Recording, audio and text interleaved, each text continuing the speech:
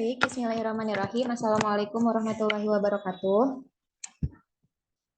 Selamat pagi teman-teman semua.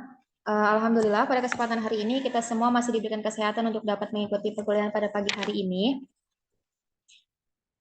Pertama-tama yang terhormat kepada Bapak Ferly Septi Irwansyah MSI selaku dosen pengampu pada mata kuliah Kimia Unsur Utama dan teman-teman semua yang sudah hadir pada Zoom kali ini.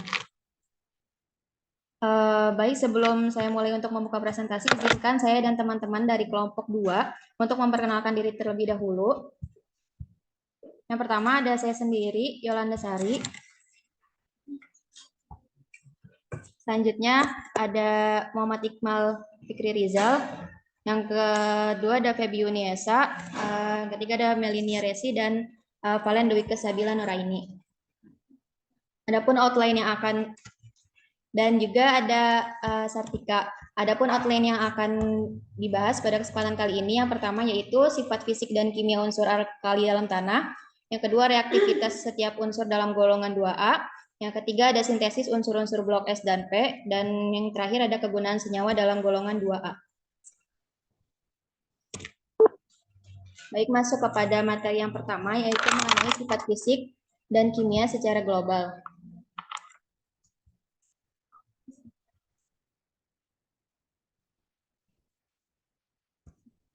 Secara umum, unsur-unsur logam alkali tanah memiliki sifat fisik sebagai berikut. Yang pertama itu ada berwujud padat, titik didih dan titik leleh logam alkali tanah lebih tinggi dari suhu ruangan. Oleh karena itu, unsur-unsur logam alkali tanah pada suhu ruangan berbentuk padatan.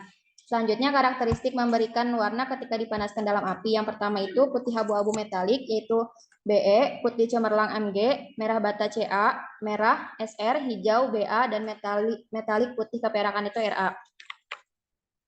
Masuk ke unsur golongan 2 yang pertama, itu ada berilium. Nah, atom berilium ini adalah suatu atom yang mempunyai 4 buah elektron pada kulitnya. Pada keadaan dasar, 2 elektron menduduki orbital 1s dan 2 elektron lainnya menduduki orbital 2s. Dan berilium ini merupakan logam alkali tanah yang kegunaan utamanya adalah sebagai bahan penguat dalam alloy tembaga berilium. Dan pada suhu dan tekanan tertentu, senyawa ini teroksidasi apabila terpapar udara dan kemampuannya untuk menggores kaca kemungkinan disebabkan oleh pembentukan lapisan tipis oksidasi. Dan sifat fisik dari berilium ini, yang pertama itu ada padatan berwarna, berilium ini merupakan padatan yang berwarna perak, massa jenisnya sebesar 1,85 gram per cm kubik. Berilium memiliki titik lebur sebesar 1287 derajat Celcius dan titik didihnya ini 2469 derajat Celcius. Dan kalor peleburan sebesar 7,895 kJ per mol dan kalor penguapan sebesar 297 kJ per mol dengan kapasitas kalornya ini sebesar 16,443 Joule per mol dan pada suhu 25 derajat Celcius. Dan sifat kimia pada berilium ini mempunyai energi ionisasi yang sangat tinggi dan keelektronegativan yang cukup besar. Hal ini menyebabkan berilium dalam berikatan cenderung membentuk ikatan kovalen. Dan konfigurasi elektronnya menunjukkan bahwa logam alkali tanah ini mempunyai elektron valensi Ns²2. Dan meskipun energi ionisasinya tinggi, tetapi karena hidrasi dan ion M2+ dari alkali tanah ini lebih besar dari energi hidrasi ion M+ dari alkali dan mengakibatkan logam alkali tetap mudah melepaskan kedua elektron valensinya sehingga lebih stabil sebagai ion M2+. Untuk yang kedua yaitu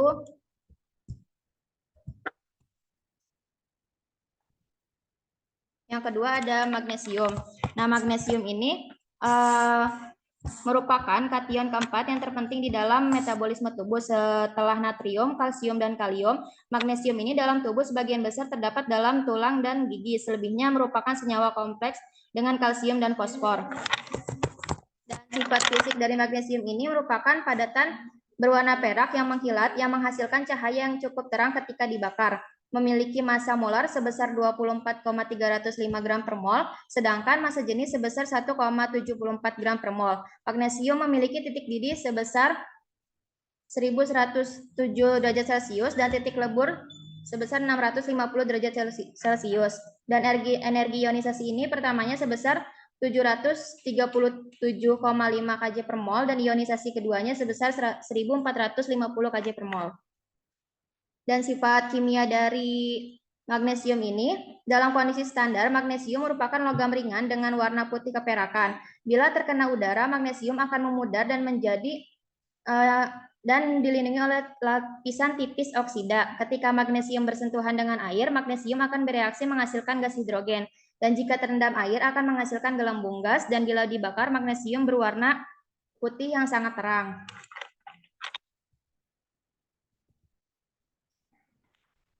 Yang selanjutnya ada kalsium atau Ca.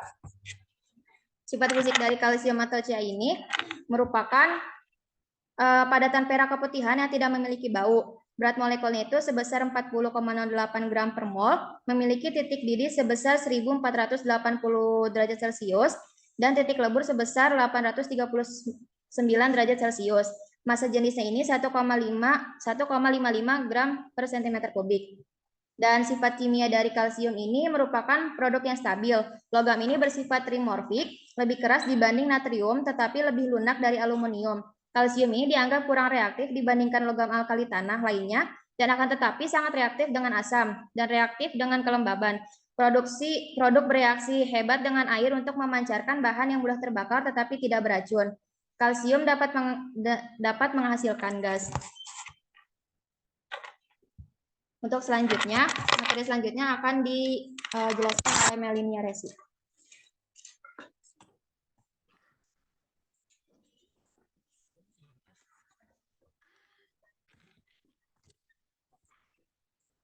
Baik, selanjutnya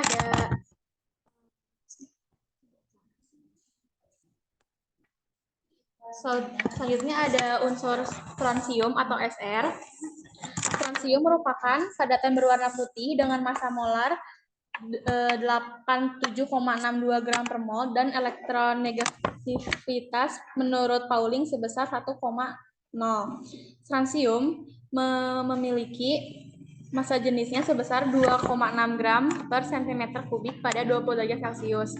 Titik lebur sebesar 769 derajat Celcius dan titik didih sebesar 1384 derajat Celcius.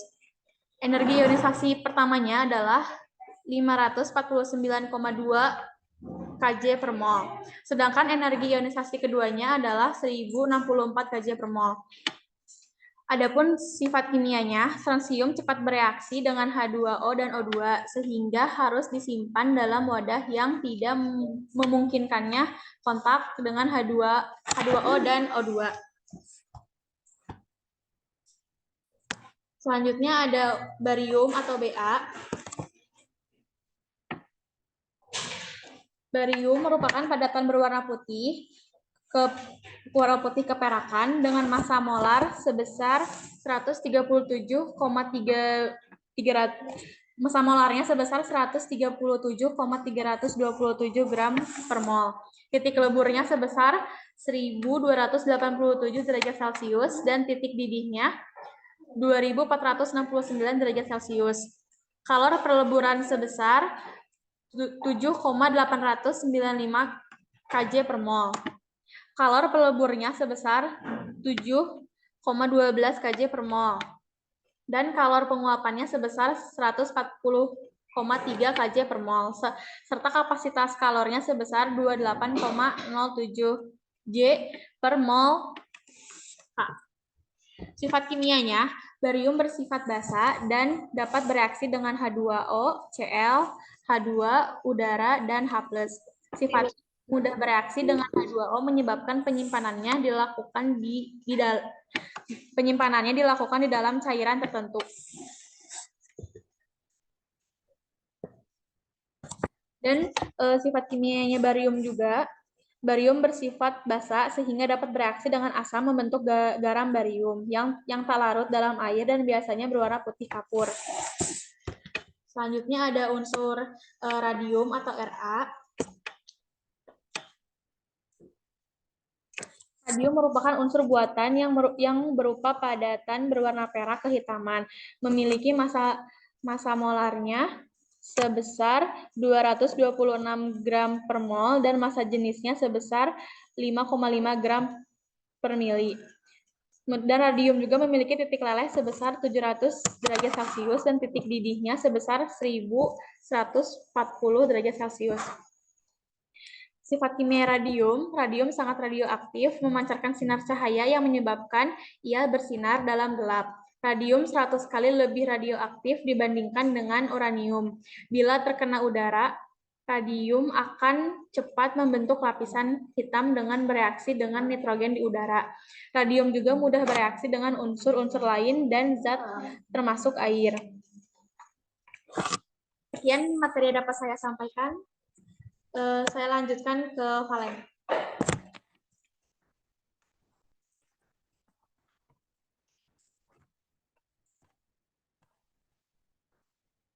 Baik, selanjutnya adalah reaktivitas dari golongan 2. Golongan 2 atau yang tadi sudah dijelaskan yaitu logam alkali tanah ini meliputi berilium, magnesium, kalsium, selenium, barium, serta radium. Nah, seperti logam alkali tanah ini cukup reaktif atau mungkin bisa disebut sebagai sangat reaktif sehingga mereka jarang ditemukan dalam bentuk murninya karena mereka dapat membentuk ion plus 2 yang memiliki potensi reduksi sangat negatif sehingga sejumlah besar energi diperlukan untuk mengisolasi mereka dari logam.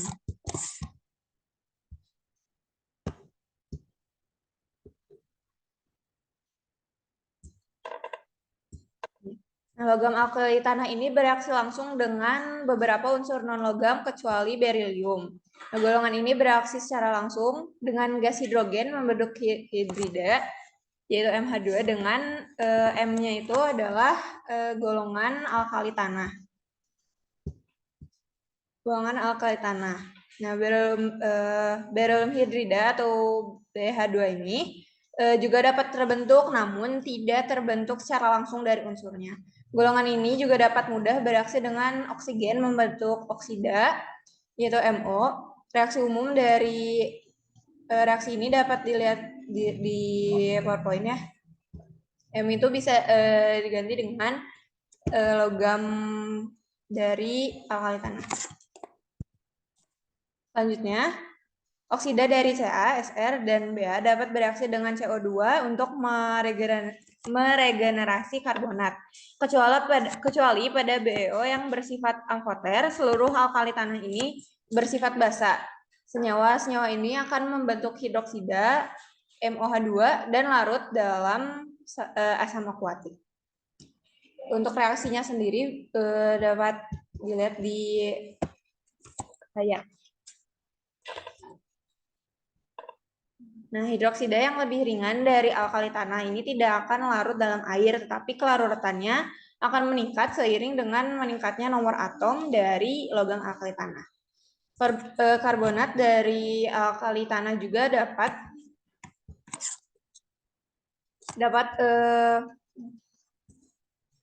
karbonat dari alkali tanah juga dapat bereaksi dengan asam akuatik menghasilkan CO2 dan H2O. Nah, ini bisa dilihat di sini persamaan reaksinya. Hidroksida yang lebih ringan. Nah, reaksi ini yaitu adalah basa antasida yang biasanya digunakan untuk menetralisir kelebihan dari asam lambung dan digunakan sebagai obat. Alkalin tanah juga dapat bereaksi dengan cepat dengan halogen dan menghasilkan senyawa halida atau MX2. Biasanya ini terbentuk garam, kecuali pada barium halida, senyawa ini sangat ionik di alam karena mengandung kation M2+ dan anion X-, 2 anion X-.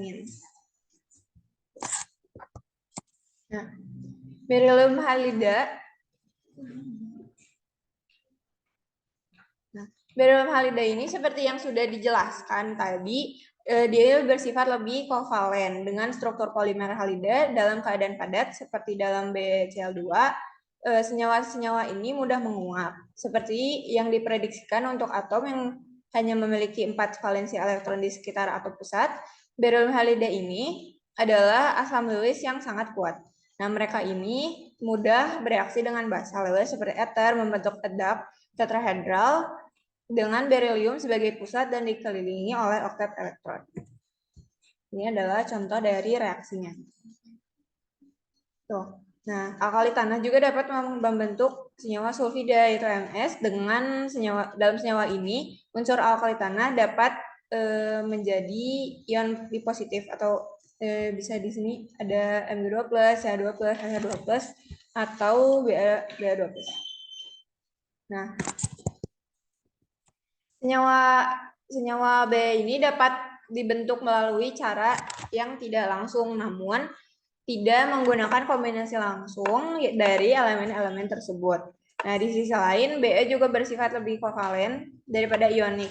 Ion Be2+ ini memiliki radius yang sangat kecil, yaitu 31 pm, sehingga mampu mendistorsi atau mempolarisasi awan elektron anion di sekitarnya. Oleh karena itu, semua ikatan yang terlibat dengan berilium cenderung bersifat kovalen. Secara kimia pun, berilium ini bersifat signifikan berbeda dari anggota-anggota alkali tanah lainnya. Nah, pada kasus alkali metal, unsur yang paling melimpah di muka bumi adalah Mg dan Ca, yang berada dalam periode ketiga serta keempat. Nah, berilium ini cenderung tergolong langka, tetapi kekuatan dan kepadatannya dapat digunakan untuk membuat paduan khusus tertentu. Nah, selenium serta barium secara alami bersifat atau berperan sebagai sulfat relatif yang tidak larut. Dan tetapi kedua unsur ini sangat penting dalam dunia komersial. Nah, tren dari reaktivitas unsur alkali tanah ini dengan nitrogen berkebalikan dengan logam alkali. Hanya elemen paling ringan yaitu berilium yang tidak bereaksi dengan N2 dan membentuk nitrogen. Sekian dari saya lanjutkan, saya serahkan kepada pemateri selanjutnya.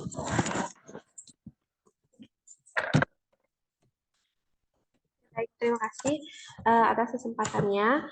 Pada kesempatan kali ini saya akan menjelaskan terkait sintesis unsur blok S dan blok P, di mana yang telah disampaikan tadi gitu ya, bahwa reaktivitas dari unsur golongan 2 ini memiliki sifat yang sangat reaktif gitu, sehingga di alam ini ditemukannya hanya dalam bentuk senyawa. Nah, oleh karena itu, untuk mengetahui senyawa-senyawa tersebut, kita perlu mengetahui sintesis dari unsur blok S dan blok P. Nah, pada golongan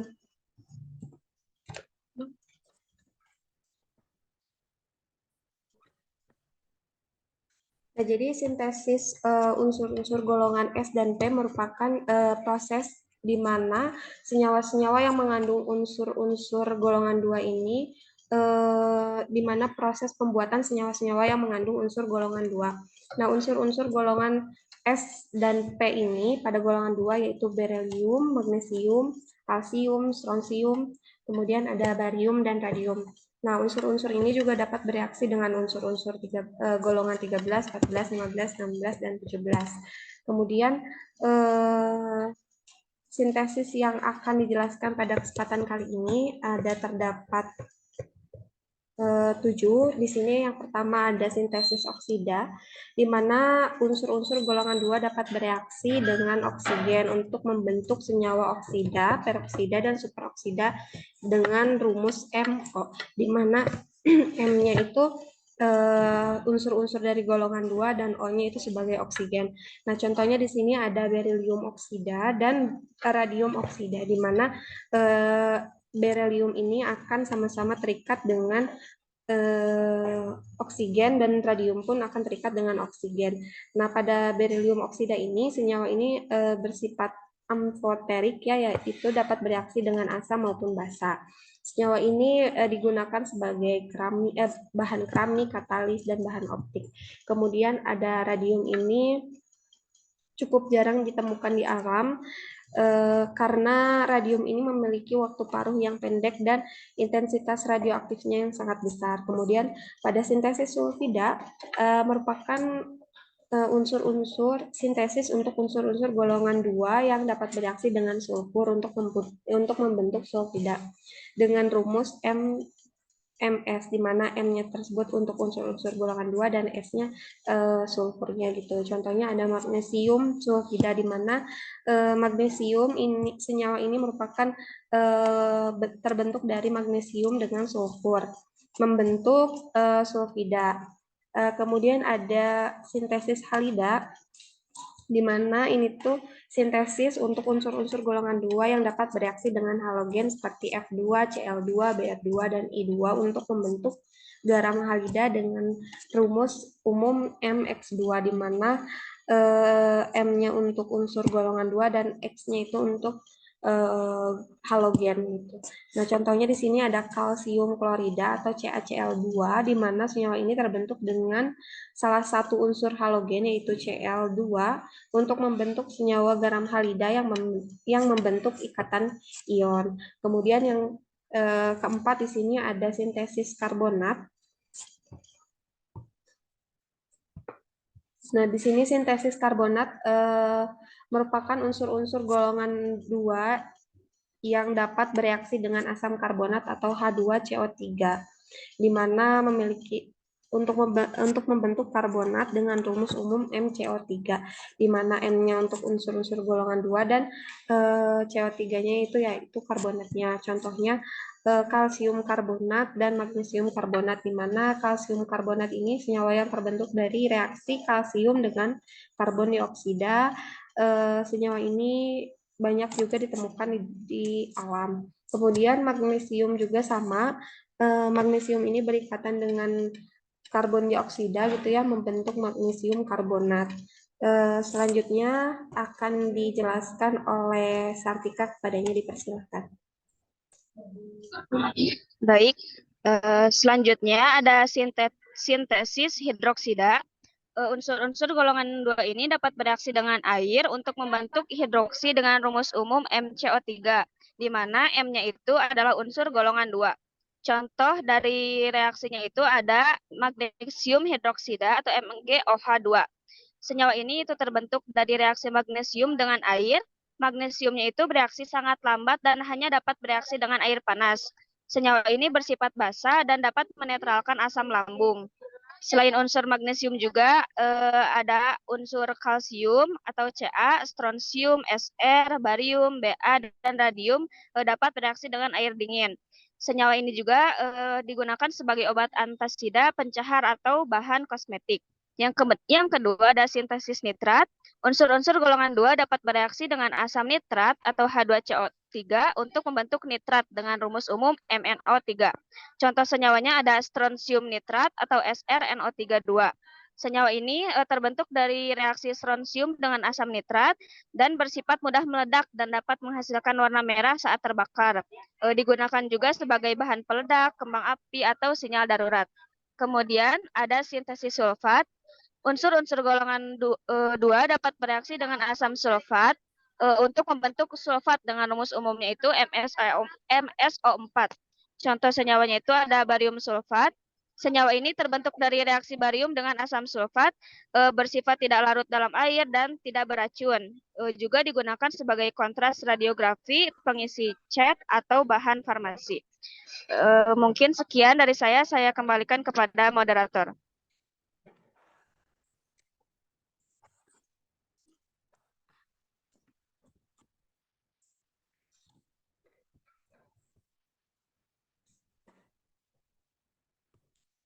Baik, materi berikutnya yaitu kegunaan senyawa golongan 2A.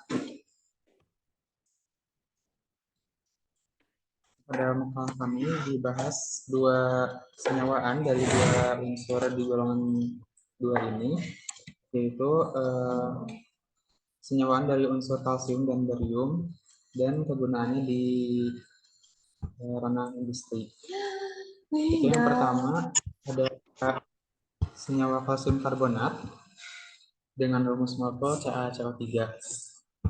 Nah, kalsium karbonat ini digunakan dalam industri kertas sebagai bahan pengisi dan pigmen. Nah, hal ini tuh untuk meningkatkan properti optik kertas seperti peningkatan kecerahan, opasitas, maupun peningkatan kemampuan pencetakan. Nah, kertas Industri kertas yang biasa menggunakan kalsium karbonat ini diantaranya seperti kertas fotokopi, super kalender, dan kertas berlapis ringan. Kalsium karbonat ini memiliki kelebihan dibandingkan bahan yang biasanya dipakai, yaitu bubur kimia, yaitu kelebihan kalsium karbonat lebih murah daripada bubur kimia, sehingga bisa meningkatkan keuntungan dalam industri. Namun penggunaannya ini menghasilkan dampak yang buruk bagi lingkungan maupun produk kertasnya, sehingga ada penelitian yang dilakukan untuk mengurangi dampak tersebut, yaitu menggunakan tamarin kernel powder. Itu untuk kalsium karbonat. Senyawa berikutnya yaitu ada kalsium hipoklorit dengan rumus molekul CaOCl2 CaOCl 2 kali. Kalsium hipoklorit ini digunakan sebagai oksidator kimia yang sering digunakan dalam penanganan air limbah. Nah, air limbah, terutama air limbah tapioka, itu sangat tinggi kadar organiknya dengan BOD 3000 sampai 7500 dan COD 7000 sampai 30000 mg per liter. Nah, limbah bekas tapioka ini bila langsung dibuang ke lingkungan akan menyebabkan beberapa masalah seperti bau yang tidak sedap, penurunan kadar oksigen, dan gangguan pada ekosistem biota di perairan. Maka perlu diolah terlebih dahulu, nah salah satunya dengan bahan kalsium hipoklorit ini.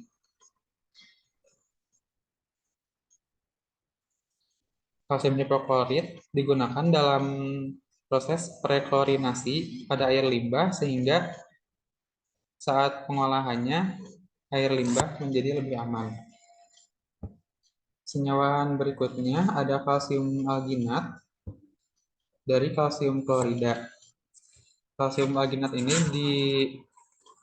dibuat dari reaksi kalsium klorida dengan natrium alginat, dan kalsium alginat ini digunakan sebagai matriks pendukung dalam penggunaan enzim amilase di berbagai sektor industri dengan metode imobilisasi enzim.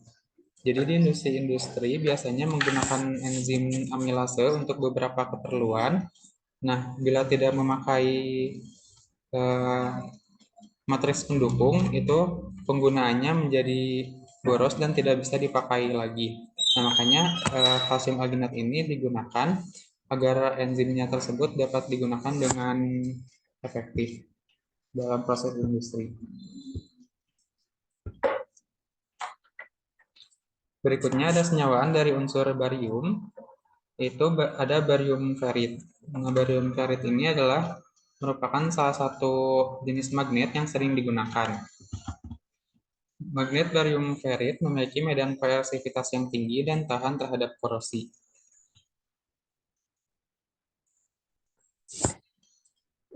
Sekian yang dapat saya sampaikan, saya kembalikan lagi ke moderatornya.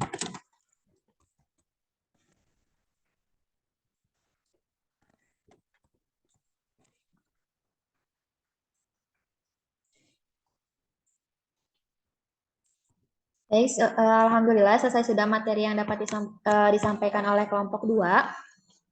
Selanjutnya yaitu kita beralih kepada diskusi tanya jawab. Dipersilakan kepada teman-teman dari setiap kelompok boleh perwakilannya untuk mengajukan pertanyaan. Dan dimulai dari kelompok 1 terlebih dahulu ya. Baik, izin dari kelompok 1 izin bertanya. Sebelumnya saya Dila Delima dari kelompok 1 izin bertanya. Kan tadi dipresentasikan ya bagaimana cara untuk mensintesis dari unsur golongan 2. Nah, pertanyaannya itu bagaimana cara mengidentifikasi unsur magnesium atau cara memisahkan unsur magnesium dari campuran logam alkali tanah. Nah, jelaskan metode dan prinsip yang digunakan. Terima kasih. Baik, terima kasih kepada Dila. Untuk selanjutnya yaitu kelompok 3, dipersilakan.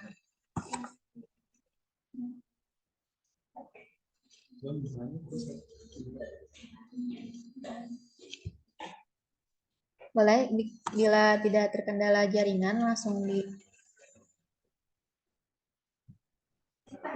Izin bertanya.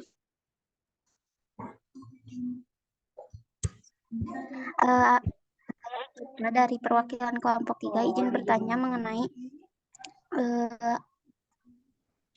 bagaimana kalsium klorida atau CaCl2 itu dapat digunakan untuk menghilangkan es serta mengontrol debu di jalanan yang kotor. Kemudian juga pengaplikasian dari CO3 dan magnesium karbonat di kehidupan sehari-hari. Terima kasih. Pada kelompok 3, untuk selanjutnya itu kelompok 4, boleh dipersilakan.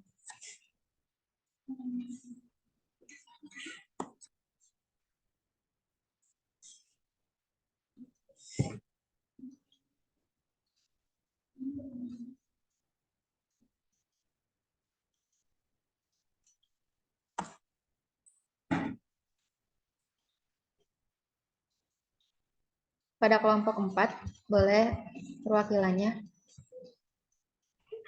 Mohon maaf, Iwal, aku kelompok 4. Edit.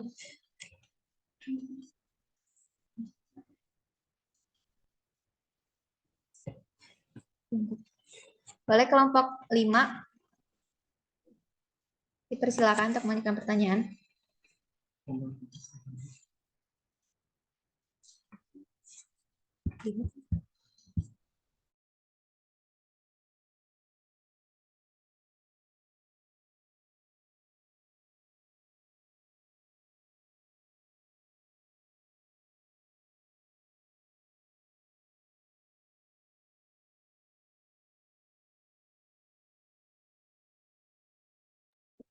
Baik, kepada kelompok 2 izin bertanya dari kelompok 5.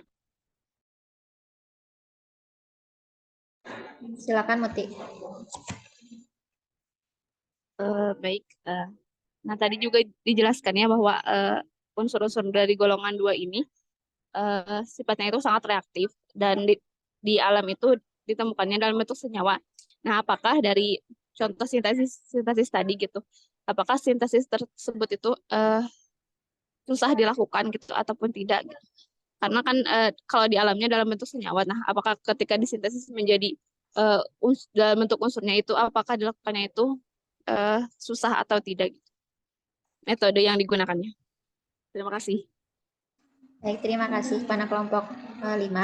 Untuk selanjutnya itu boleh kelompok 6 dipersilakan untuk perwakilannya mengajukan pertanyaan.